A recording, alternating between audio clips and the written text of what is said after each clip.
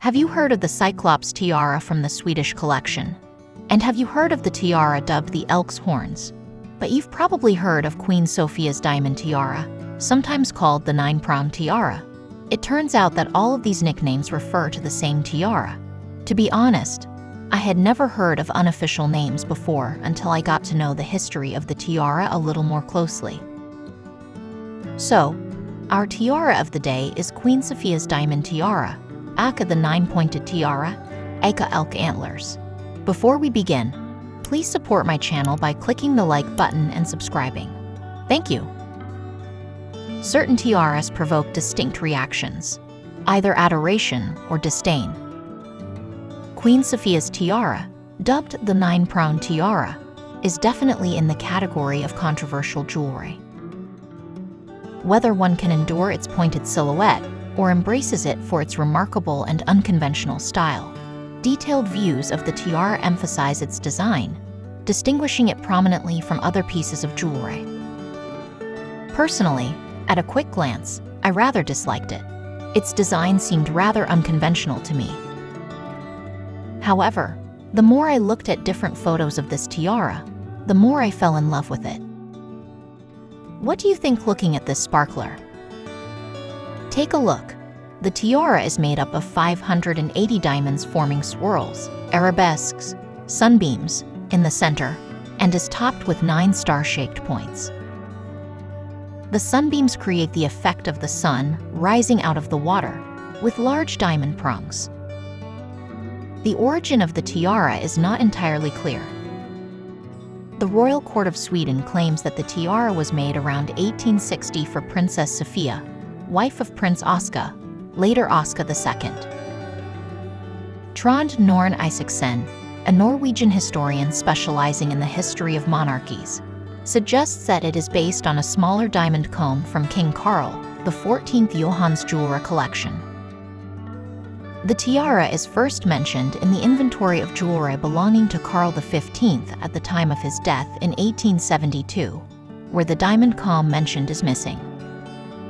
It is thus possible that the comb with which Queen Lovisa was once depicted was converted into a tiara for Princess Silvia at the end of Carl XV's reign. Indeed, in 1860, King Carl XV was crowned king, and his brother Oscar became heir, as the only son of Carl and his wife Louise of the Netherlands had died. These circumstances may explain the creation of this magnificent tiara, worthy of a future queen. In its present form, the tiara first appears in a photograph showing the then Princess Silvia, Duchess of Ostrogothia during the reign of her brother-in-law, whose family order she wears in this photograph. Queen Silvia wore a diamond tiara throughout her life. Carl XIV Johann established a fideicommission of jewels that would be at the Queen's disposal, so that the collection would increase but could never decrease. At the end of the 19th century, Oscar II transformed the fideicommission into a foundation, now part of the Bernadotte Family Foundation. These pieces do not belong to the royal family privately, but they can borrow them from the foundation to wear. Like many other important historical items in the Swedish royal jewelry collection, the Queen Sophia's diamond tiara became part of the Bernadotte Jewelry Foundation. In 1913, Sophia died, and the tiara went to her daughter-in-law, born Princess Victoria of Botten. She never wore it. This is said to have been due to the rigidity of the tiara, which required a certain head shape, otherwise she was plagued by severe migraines. Most tiaras tend to have some level of adjustability that allows them to be adapted for the wearer's comfort. After all, not every woman's head is the same size and shape, but apparently this tiara lacked flexibility. It seems that either your head fits this tiara, or you can't wear it. This is said to be why Victoria never wore the tiara in public, as did Princess Sibylla. According to Trond Norn Isaacsen, Princess Birgitta also experienced the discomfort of wearing a tiara at the wedding of Crown Princess Victoria and Prince Daniel of Sweden in Stockholm in 2010. The tiara, worn low on her forehead, kept slipping down her face. The same problem was sometimes encountered by Queen Silvia when she wore this jewelry in her early years of wearing the tiara. Going back to Queen Victoria, in 1923 she and King Gustav V gave the tiara to her eldest son's second bride, Lady Louise Mountbatten. Queen Louise wore it quite often. For example, in this 1925 photograph, she wears the gifted tiara shortly after her marriage. And here Queen Louise is chatting with Lady Churchill at a dinner in honor of Nobel Prize winners on 11 December 1953. However, after Queen Louise's death, it took nearly a decade before the diamond prongs reappeared. It was worn for the first time in a long time by Princess Christina, sister of King Carl XVI Gustaf, during a state visit to Denmark, where she served as First Lady alongside her brother.